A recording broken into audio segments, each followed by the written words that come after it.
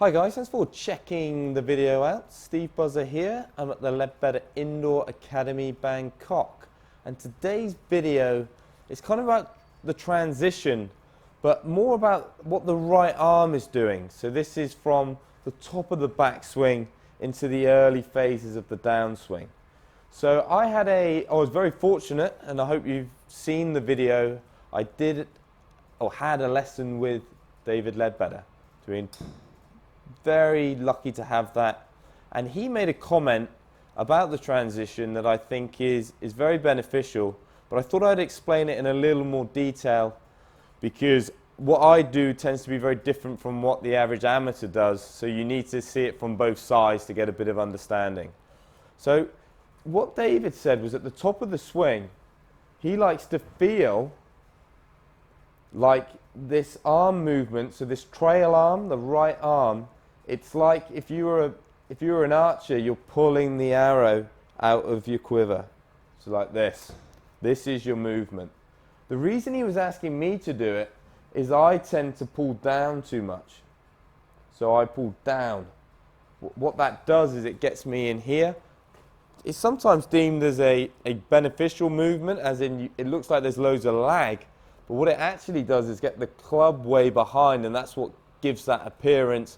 It's then you have to get quite flippy to get the contact. So that's why I'm trying to stop doing it. But I would say the majority of people are not doing what I'm doing. They do the opposite. The arm straightens and flies out this way. What that does is it really chucks the club out.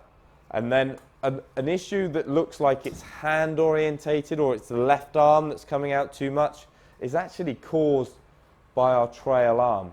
So feeling the quiver being pulled out here actually gives you the feeling of going away from you a bit more.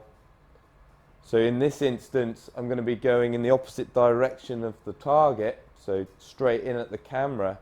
It's this feeling that's going to allow you to come and deliver the club from the inside. If you feel like you get here and then it's straight away, what it will do is it will get chucked out, and then your hands and unfortunately the club and the club head will get all chucked out, and you'll end up probably slicing or hitting a low pull hook. A very hard movement to control. So regardless, it may even be a bit of both, but you're going to find that you'll be out to in struggling a little bit. So yeah, that feeling of just pulling out here. So again, you'll see I'm not completely straightening. It's a nice fluid motion.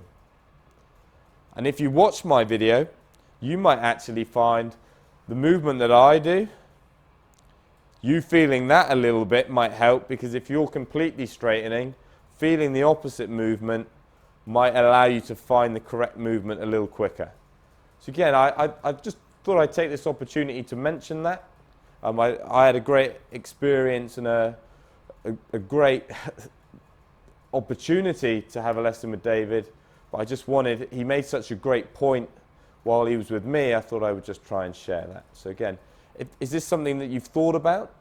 A lot of people think about what the left arm is doing and don't even consider the right arm. So if you're that person, get some comments down below.